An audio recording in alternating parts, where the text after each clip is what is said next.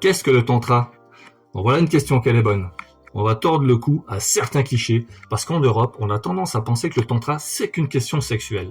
Et tu vas voir, va jusqu'au bout de la vidéo, parce que je vais t'expliquer des choses qui vont te surprendre, et en plus, je vais te donner 2 petits exercices très surprenants, parce que oui, le tantra peut aussi se pratiquer seul, pas que en couple. Le tantra, en fait, c'est une voie spirituelle ancienne qui est née en Inde il y a plus de 2000 ans. C'est une pratique qui est issue de l'hindouisme et du bouddhisme tantrique, avec une vision très particulière. Cette vision, elle est particulière parce que contrairement à d'autres voies spirituelles qui prônent le détachement du corps, le tantra, lui, il intègre tout. Le corps, les émotions, la fameuse sexualité dont on parlait tout à l'heure, la respiration, la relation. Rien n'est à fuir, tout est à transmuter. D'où ça vient ce mot tantra? Le mot tantra, c'est l'amalgame de tan et de tra. Tan, ça veut dire expansion, et tra, ça veut dire libération. C'est donc une voie d'expansion de conscience à travers l'expérience directe du vivant. Alors, quels sont les piliers du tantra? Ça, c'est important. Le premier pilier, le plus fondamental, c'est la présence absolue. Il faut être pleinement ici et maintenant dans son corps, dans sa respiration et dans sa sensation. Le deuxième, j'ai fait une vidéo là-dessus, c'est l'union des polarités, le féminin et le masculin. Shiva, c'est la conscience, et Shakti, c'est l'énergie, l'esprit et la matière, ensemble. Le tantra ne sépare rien, bien au contraire, il l'unit. Troisième point, c'est la transmutation. Les désirs, les peurs, les tensions ne sont pas rejetés, bien au contraire, ils sont accueillis et transformés en une énergie consciente. Le quatrième point, c'est la sacralisation du corps. Le corps devient un temple vivant. Le toucher, la respiration, le regard, le mouvement, tout devient rituel, tout devient prière quasiment. Alors tu vas me dire, et la sexualité dans tout ça? Alors j'y arrive. La sexualité, le tantra sexuel comme on l'appelle, c'est une toute petite partie du tantra. Mais ce n'est pas la moindre effectivement. Et pourquoi? Parce que sans mauvais jeu de mots, il est très profond, il est très beau, surtout et indéniablement quand il est pratiqué avec une conscience énorme. Il ne s'agit pas de performance, mais de présence. Ça veut dire quoi? Ça veut dire qu'on ne vient pas faire l'amour vite, mais on se fond dans l'autre. On le découvre. C'est un échange énergétique, émotionnel et spirituel à la fois. Il ne s'agit pas de technique, mais de connexion. On regarde dans les yeux, on respire profondément dans une respiration synchronisée, avec lenteur et surtout avec ressenti et conscience. L'acte devient un rituel d'union sacrée et non juste un acte physique.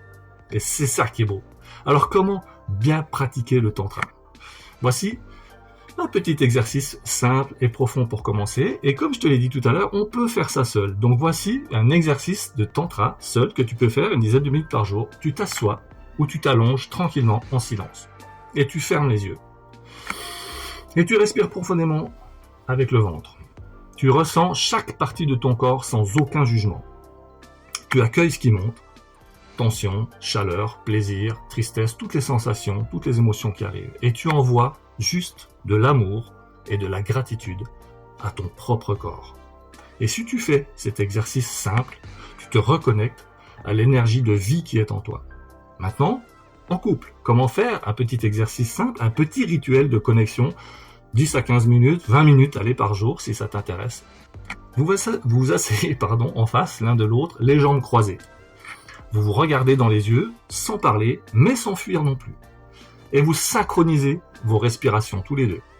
Et puis, vous posez votre main, chacun pose la main l'une sur l'autre ou sur le cœur de l'autre. Et puis, chacun laisse monter ce qui vient. Rire, larmes, frissons, silence, désir, sans juger, sans calculer, sans prendre en compte le temps qui passe. Laissez mûrir les choses, laissez émerger tout ça. Et puis, si vous avez envie d'aller plus loin, faites-le en pleine conscience, avec l'accord l'un de l'autre, avec un immense plaisir. Et là, vous allez voir ce qui va se passer au sein du couple. C'est juste phénoménal. Alors, qu'est-ce que le tantra n'est pas? On parlait des clichés, machin, etc. Alors, c'est pas un outil de séduction. C'est pas non plus une orgie spirituelle. Ça sert à rien. Et c'est pas non plus une technique pour prolonger l'orgasme. Ça n'a rien à voir avec ça. Le tantra, c'est ni un fantasme, ni une performance. C'est juste une voie d'éveil qui honore la vie, le corps, l'autre et l'instant présent. Donc en résumé, le tantra, c'est un art d'aimer avec tout son être. C'est s'aimer lentement, et consciemment. Aimer l'autre lentement et consciemment. C'est faire de chaque geste un acte sacré. C'est se tourner et retrouver le divin qui est dans l'humain. Voilà. C'est ça le tantra. La base du tantra, c'est ça. Donc je rentre pas plus en profondeur, mais ça c'est une première base pour t'amener les moyens d'utiliser le tantra dans ta vie personnelle comme dans ta vie de couple. J'espère que cette vidéo t'a plu, t'as appris des choses, et si c'est le cas, un petit pouce, un petit like, tu peux la partager si ça peut servir à des gens. Merci de la commenter. Si c'est pas fait, abonne-toi, et surtout, merci du fond du cœur de me suivre.